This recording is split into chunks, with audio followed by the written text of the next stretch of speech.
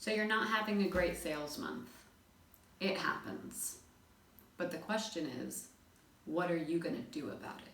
I'm going to give you 4 tips that you can apply to any not so incredible sales month to get you back on track and to help you exceed all your records. The first tip is you need to get your mind right.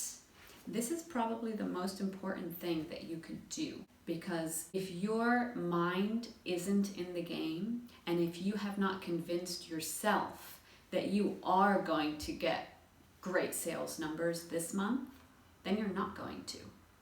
So the first and the most important thing you need to do is you need to take control of your own mind. You can check out my videos called Your Brain is Dirt.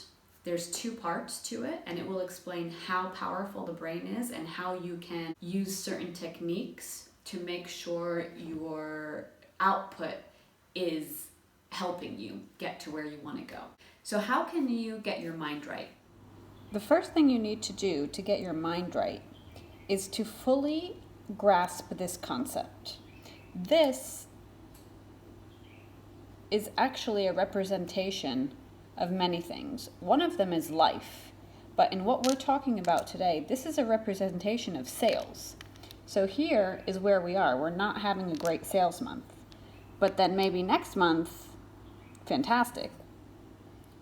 The following month, something really bad happens and we're here, and so on. Now, what needs to remain constant is you. This green line is you. And this has to be you at all times. And how do you do this? By fully understanding that this is going to happen sometimes and this is going to happen sometimes. But when you're here, you need to keep this in mind. And you need to understand that this is coming. And you need to stay here. But at the same time, when you're having a really amazing sales month or sales day even, you still have to stay here. Because if you get too high, you start doing things that are unrealistic or making really bad judgments. So you really want to work on staying here and keeping a good perspective and understanding that this in general is the way it's going to be. That's step 1. Let's continue with step 2. Watch inspirational videos. Check out YouTube videos. Besides myself, there's a lot of interesting sales trainers that have really good advice. Listen to inspirational talks. What do you listen to when you're feeling down? You need to just figure out what it is that's going to help you get your mind right, and you need to start with that. The other thing that you need to do is you need to be able to visualize actually hitting your target or exceeding your target. There's been numerous studies on visualization and how it is so powerful that it will actually bring you closer to achieving those targets just by visualizing. Because the brain doesn't actually know the difference between you doing it and just thinking that you're doing it. I remember when I was younger, I actually was playing the flute in my sleep. I was mimicking the hand movements of a particular song. And when I went to class the next day and I actually picked up the flute, I was able to play that song very easily, even though I've never played it on the flute before. It was simply a matter of my brain was doing the work. My brain was visualizing myself doing it. And when it came to physically doing it, actually doing it, it became that much easier, because the brain doesn't actually know the difference between you doing it and just thinking that you're doing it. So visualize where you want to go in detail, and it will make a big difference. So that's step number 1. Get your mind right. Step number 2, you need to know your closing rate and your conversion rates. This is something that astounds me. When I go into a sales training with a company, one of the first things that I ask the team is, what is your closing rate? And very rarely do they know, which is shocking. If you want to get really good at sales, and I don't mean just okay, I mean, if you want to get really, really good, like top of your industry, killer sales, you need to know where you are. The only way you're going to know where you are is by knowing your conversions. What does that mean? Very simple. There's two things that you need to be able to track. One is your calls versus your meetings. So how many phone calls or emails, okay, any kind of contacts, let's just call them calls, how many contacts do you need to make to get one meeting? And the second one is how many meetings you need to have to get one sale. Now, if you don't know these numbers, it's very easy. All you need to do is spend the next 7 days and track how many phone calls or emails you've sent, how many meetings you've gotten from them, and then from those meetings, how many sales you've closed. Then you know your conversion. From there, we know where to go. So I'll give you an example. You made 30 calls last week and you got 5 meetings out of those calls. Then we need to work on this. This is actually a low conversion. So this is about 15%. Ideally, this should be 30%. So this should be, if you're making 30 calls, you should at least have 10 meetings, calls or emails in any industry, statistically. Okay, so if these are actually your numbers, then we need to work on what are you saying to people? What is your first impression like? How is your email being written? What's the subject of your email? What does your signature look like? How many questions are you asking in the email? If it's a phone call, what do you sound like? How professional do you sound?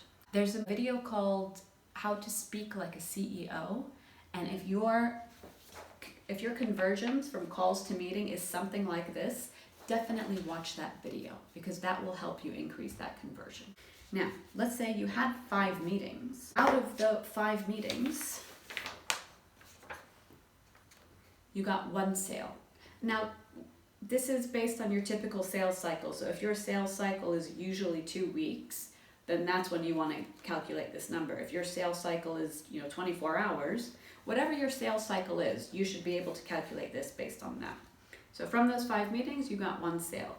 So now again, if this is not where you want it to be, we need to work on a few things that are happening during your meeting. What's happening in here? What are you bringing to the table? Not only verbally, but visually.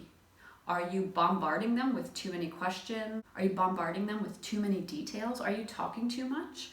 Or are they more engaged? Do they feel like they are buying into what you're selling? Or are you selling them? Are you persuading them and using harsh tactics? There's a very big difference. And amateurs don't realize the difference, but professionals do. The third thing that you need to do is you need to have a handwritten follow-up sheet every single day. This is another thing that is very shocking to me. I will ask sales teams to show me their follow-up sheet for the day. Show me your to-do list for today. Let me see it. Most salespeople, that are just doing okay, so they're not the top salespeople, of course, they don't even have a to-do list written out. They don't even have one. They literally have no idea what they're going to do that day. It's insane. How would you ever expect to be top of your department? How would you ever expect to be top of the sales team if you don't even know what you're going to do that day? You're just leaving it up to luck. You're like a ship that has no direction. Where are you going to end up? You're just floating in the middle of the sea. Now, if that's what you want to do, that's fine, but maybe you shouldn't be in sales. If you want to be a great salesperson, if you want to be top notch, every single day, you need to have a follow-up sheet. It should look something like this. This is actually what mine looks like.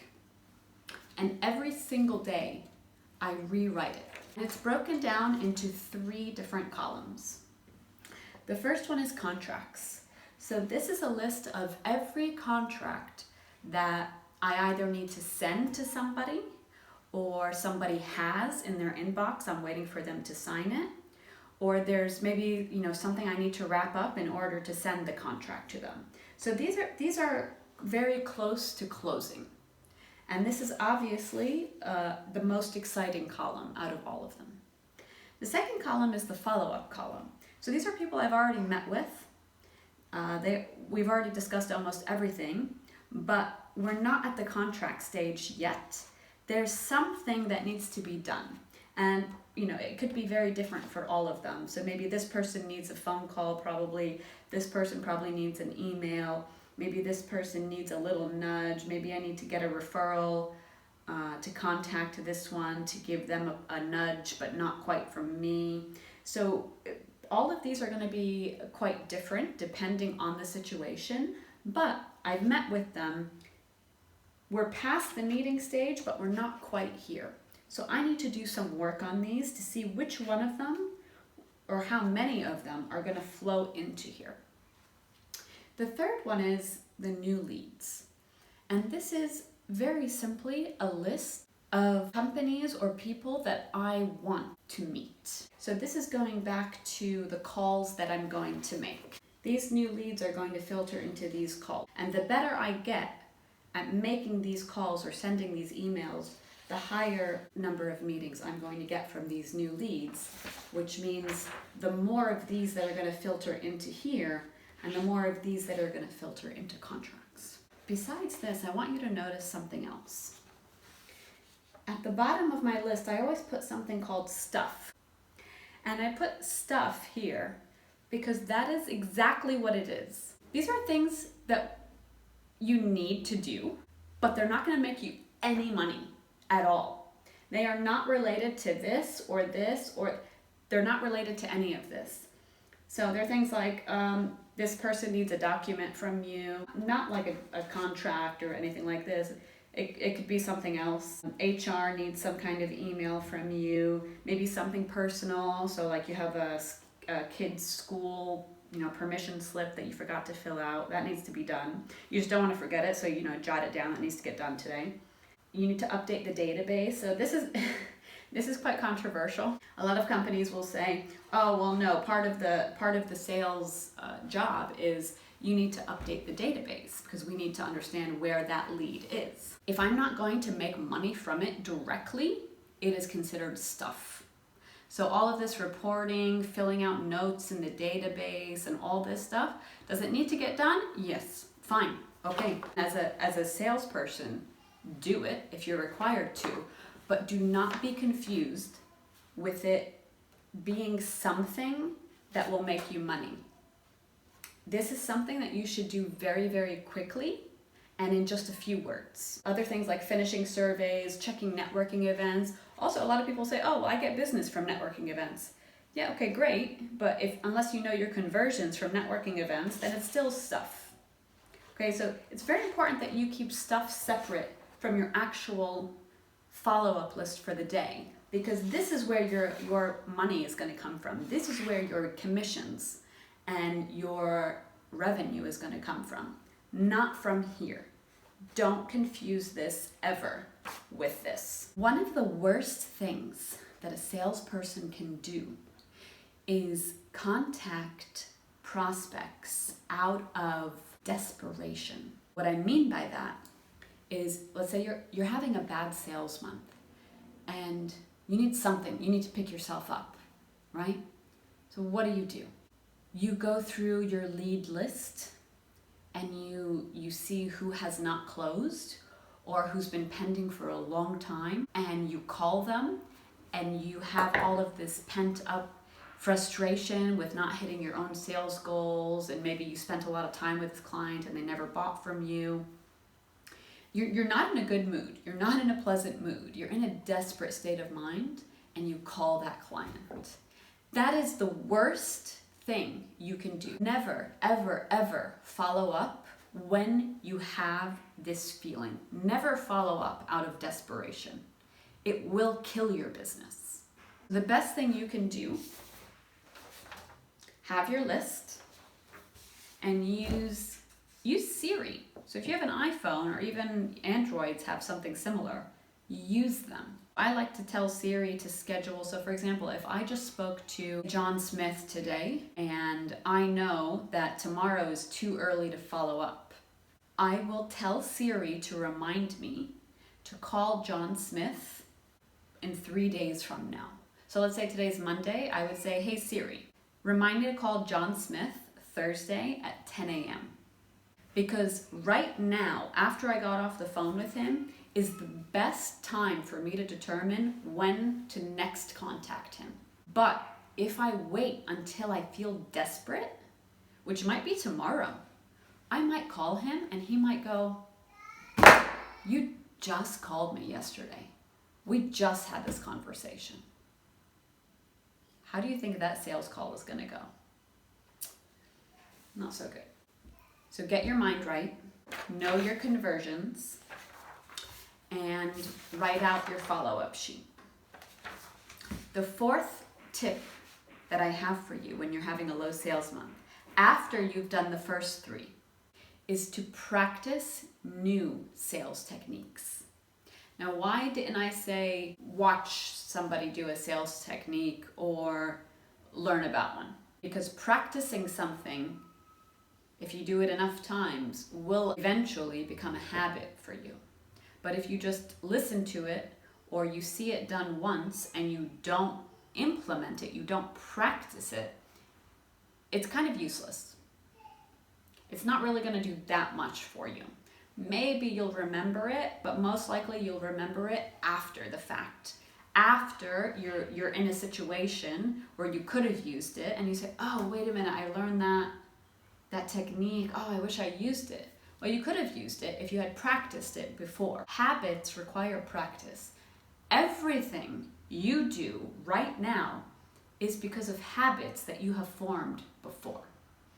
And if that's something interesting that you'd like to know more about, just drop a comment below about habits.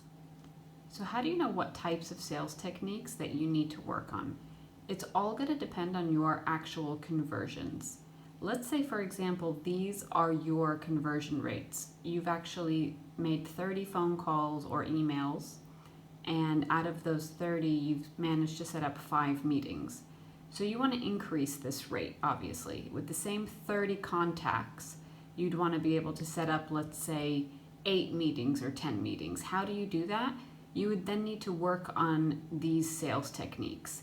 You need to look at your phone etiquette or listen to some trainings or watch some trainings on phone etiquette. Specifically, are you speaking too much on the phone? Are you making the request for the meeting too late in the discussion? Are you not asking questions? And I would recommend the video Speak Like a CEO, and I'll put it in the description below. Also, if you're sending emails to schedule meetings, you want to look at the words that are being used in the email. You want to see where the request for the meeting is in the email. Is it being requested too late? That's a common problem that I find, that email requests are not done correctly. Is there too many details and words in general in the meeting? What's the subject line of the email? Are people even opening it? So this is what you'd want to work on if you need to increase this conversion, your contacts to your meetings. Now, if your meeting to sales ratio is something like this and you want to increase it, then what you need to look at is trainings in the areas of your presentation skills. Also, your speaking skills. Are you speaking more concisely, or are you using too many words? Are you engaging the prospect, or are you just doing all the talking and they're getting bored and zoning out? Do you fully understand buying signals? And when you're recognizing buying signals, are you actually doing what you're supposed to be doing, which is not selling anymore, not trying to persuade or convince, and just closing and finishing the meeting? And how to close from the beginning of the meeting. So this is what you'd want to focus on and start really practicing if you want to increase your meetings to sales conversion. If you could just leave a comment below on what other topics you'd like to know about.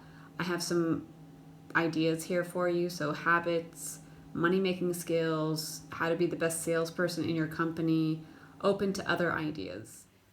Consider subscribing to the channel and click the little bell icon as well, so you'll be notified every time I upload a new video. And click the thumbs up if you like this video.